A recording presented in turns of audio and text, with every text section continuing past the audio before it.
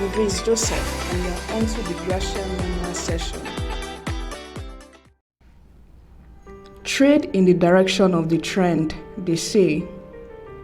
But what happens when counter-trend moves hit your stop loss repeatedly, only for the market to advance to your profit target? Do you widen your stop or take it off entirely? You'd be asking for trouble choosing either of these options, since the first will eat away at your portfolio gradually, while the second will land a blow that will probably leave you dazed for days.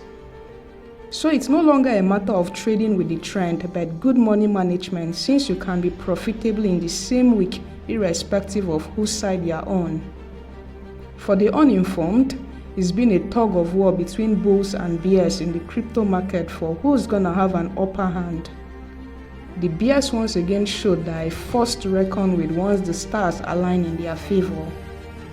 I'm Grace Joseph, and this is the Gracia Memoir session. $40,000. How did it get breached at the drop of a hat?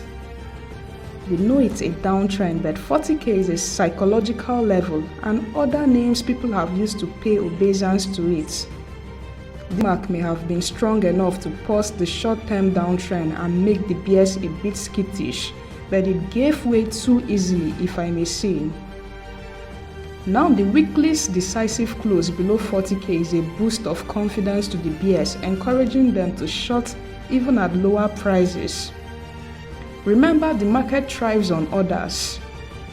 If there are no orders to sustain short-term rallies, the market will decline to pick orders from lower levels. On the other hand, what's Bitcoin up to lately? It's still respecting the EMA8 as a resistance, which has been the case since early January 2022. Price's failure to advance beyond the short-term EMA to the long-term EMA goes to show this downtrend is a strong one. It can also be said the bears are more aggressive after a test of the bull strength on a rally to 43K, only to get a strong rejection of the zone.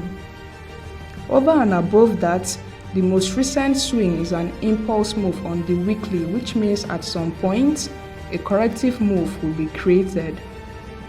That's a dim ray of hope for those looking to exit losing positions. But then, we may see an extended impulse downside move from here, even before the next weekly correction. Now that you know the dominant trend, what's your next course of action? You obviously can't trade spot tokens, not unless you're all out for charity.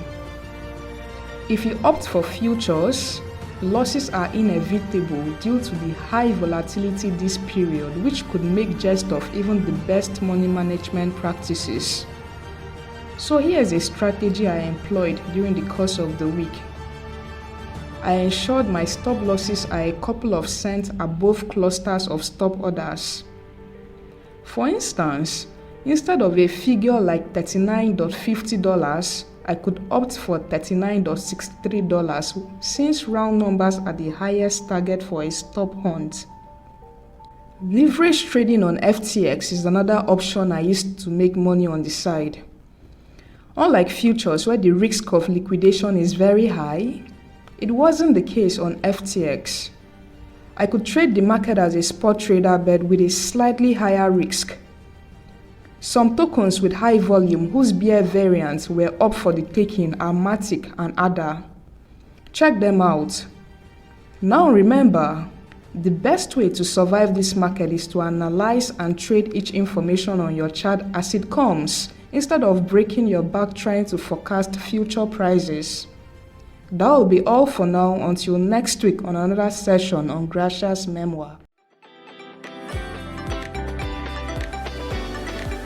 I'm Grace Joseph, and you're onto the Gracia Memoir session.